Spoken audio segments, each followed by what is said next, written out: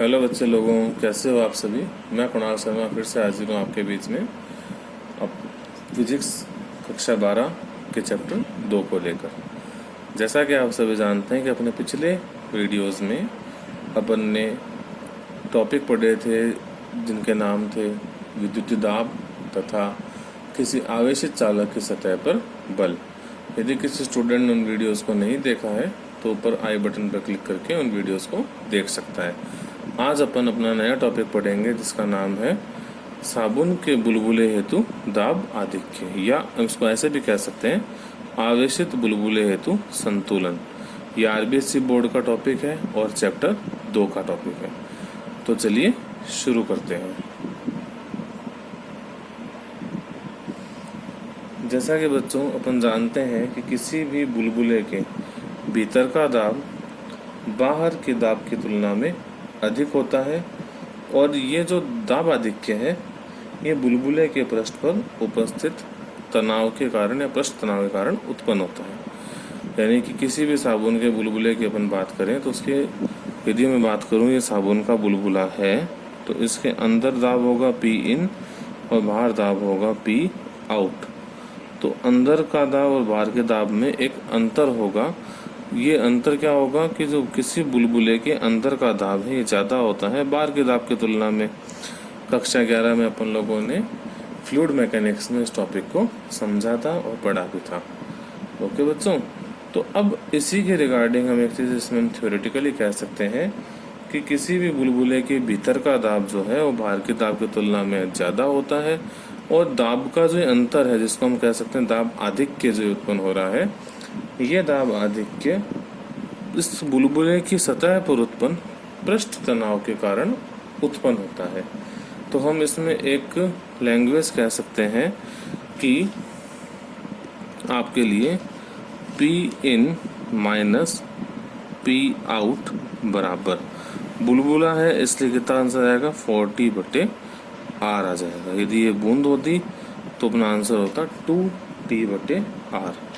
अब जो अपने विद्युतीय दाब पढ़ा था कल, अपन ने जो वीडियो सॉल्व किया था विद्युतीय दाब, तो विद्युतीय दाब को अपन P के नीचे विद्युत लिख सकते हो, इंग्लिश में देखो तो P के नीचे E लिख सकते हो।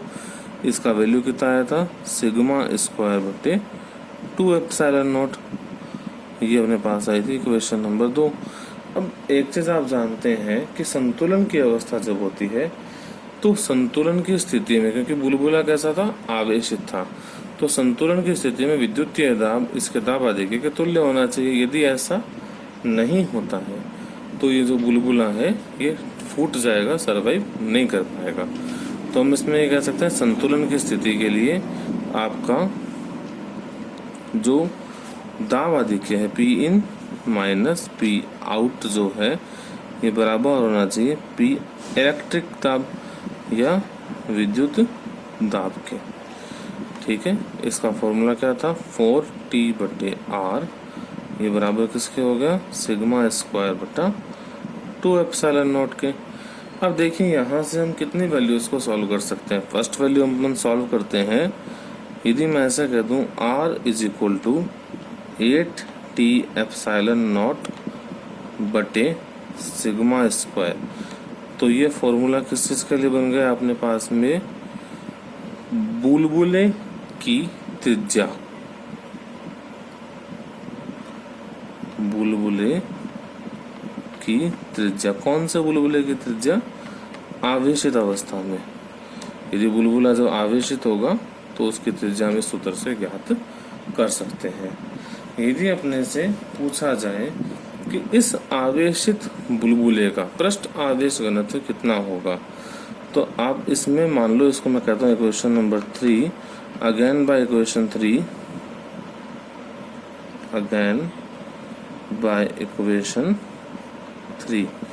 मैं लिख सकता हूँ σ² बराबर 8T/r। इसको सॉल्व करूँ तो सिग्मा बराबर किसका आएगा √8T/r।